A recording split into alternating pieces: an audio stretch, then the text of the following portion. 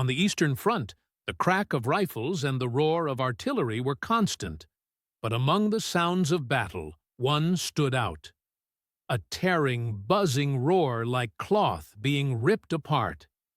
It was the voice of the Soviet PPSh-41, the submachine gun nicknamed Stalin's burp gun. Cheap, reliable, and deadly in close quarters, it armed millions of Red Army soldiers. But here is the twist. The Germans, who faced it in battle, came to respect it so much that they captured it, modified it, and turned it against the Soviets themselves. Few weapons of World War II were so widely used by both sides of the same front. When Hitler launched Operation Barbarossa in 1941, German infantry carried mostly the Mauser Kar 98K bolt-action rifle and some MP-40 submachine guns. The Kar 98K was accurate but slow, firing one shot at a time. The MP-40 was automatic, but limited to 32 rounds and built in relatively small numbers. As the Wehrmacht advanced into the Soviet Union, they faced Red Army units that increasingly carried the PPSh-41. With its 71-round drum magazine and blistering rate of fire, over 900 rounds per minute, it gave Soviet squads overwhelming firepower at close range. In the rubble of Stalingrad, in the forests of Ukraine, and in frozen villages, the PPSh-41 could drown an advancing German unit in bullets before they had time to react. German soldiers began to pick up the guns from fallen Soviets. At first it was improvisation, men grabbing whatever weapon kept them alive. But soon the practice became common. The Wehrmacht even gave the captured PPSh-41 an official designation, MP-717R, with the ER for Russisch, or Russian. In many photographs from the Eastern Front, you can see German infantry in Stahlhelms firing the very guns meant to destroy them. They liked the PPSh's ruggedness.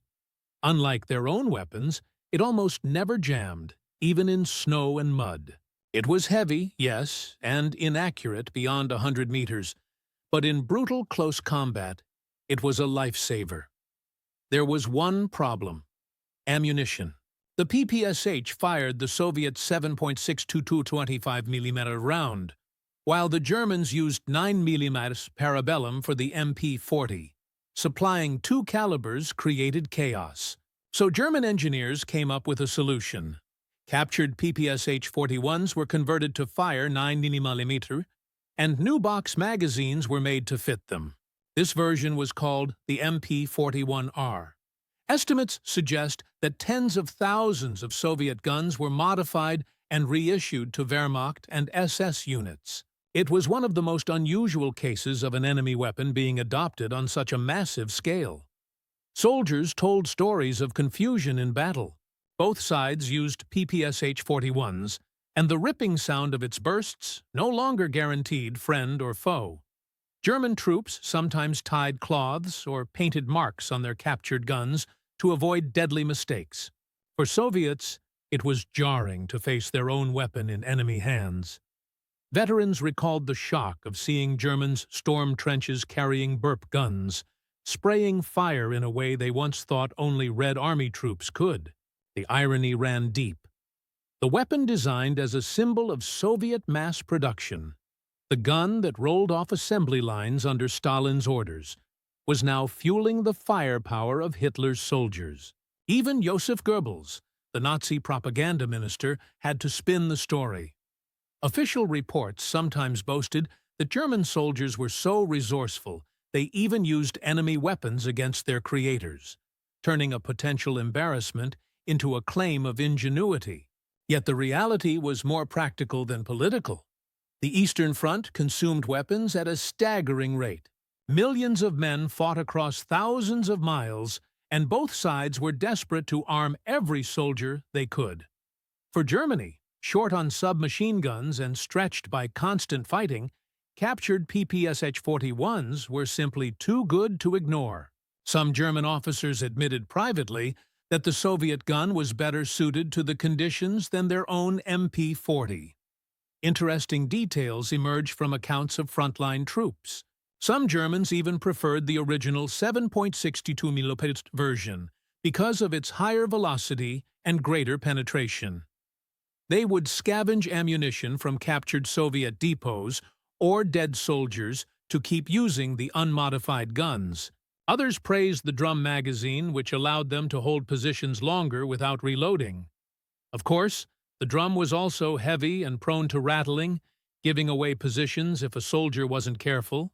But in the heat of battle, capacity often mattered more than stealth. By 1943 and 1944, as the tide turned against Germany, the sight of German troops with PPSh-41s became even more common. During the Battle of Kursk, during the desperate retreats through Ukraine, and even in the final defense of Berlin, Germans fired captured Soviet weapons in large numbers. Photographs from the ruins of the Reichstag show Wehrmacht and Volkssturm fighters clutching PPSh-41s, a final bitter irony as the Red Army stormed the city. For the Soviets, the weapon remained a symbol of resilience. Entire battalions armed with PPSh-41s stormed across the Eastern Front, overwhelming German positions with sheer volume of fire. Paired with T-34 tanks, the gun embodied the Soviet style of war: fast, relentless, and brutal.